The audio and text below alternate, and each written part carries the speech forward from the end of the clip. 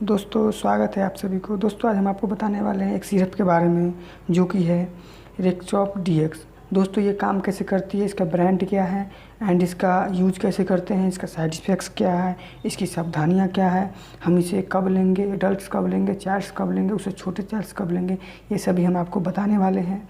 And दोस्तों ये syrup बहुत ही ज़्यादा कारगर है जो कि लंबी खांसी में आपको अगर कोई और सिर्फ काम नहीं कर रहा है तो आपको ये बहुत ही ज़्यादा इफ़ेक्टिव काम करेगा। तो चलिए दोस्तों आपको मैं बताता हूँ। दोस्तों इसका ब्रांड नेम है रेक्सॉप डीएक्स जो कि बहुत ही अच्छा नाम है। दोस्तों ये सिप्ला कंपनी बनाती है जो कि बहुत ही नामी कंपनी है, इसका प्रोडक्ट भी बहुत ज़्यादा सेल होता है।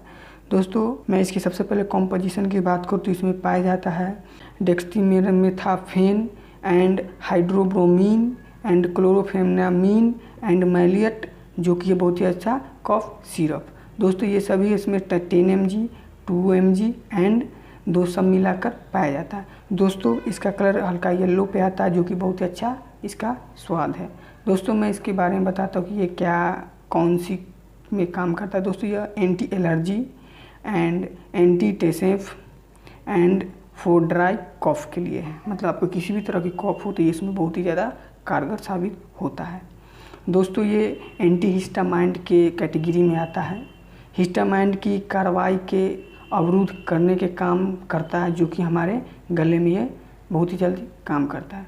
दोस्तों अगर आप इस सिरप को लेते हैं तो आपको लेने के साथ इसका उपयोग साइन ऑफ प्रेशर साइनक्लेशन नाम गले के संक्रमण को फीवर और एलर्जी के कारण छींकने के लक्षण के साथ इसे राहत देती है जो कि बहुत ही जल्द से ये काम करती है।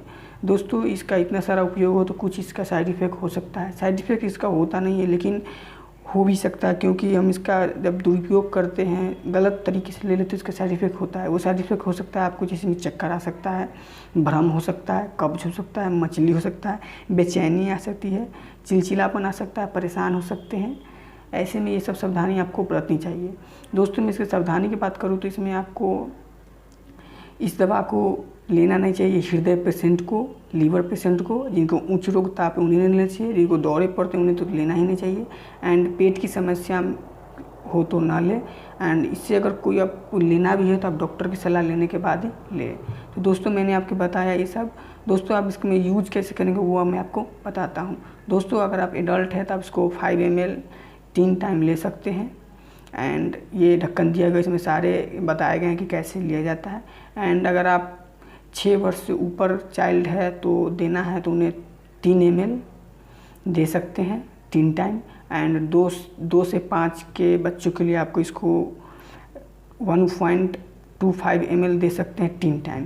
तो मैंने आपको बताया एंड ये आप मार्केट से परचेज कर सकते हैं। आप अगर ये कंपनी में नहीं मिल रहा है तो आपको सिप्लाई कंपनी का अगर कोई दूसरा मिल रहा है इस कॉम्पोजिशन में तो आप ले सकते हैं।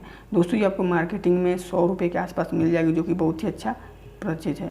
दोस्तों अगर आप ये लेते हैं और इसके साथ आपको अगर ये खांसी नहीं जाती है तो आप इसके साथ एंटीबायोटिक्स ले सकते हैं जिससे आपकी खांसी बहुत जा सकती है। दोस्तों अगर आप एंटीबायोटिक के बारे में जानना चाहते हैं मैं आपको अगले वीडियो में बताऊँगा। इसी के साथ धन्यवाद। जय हिंद, जय भारत।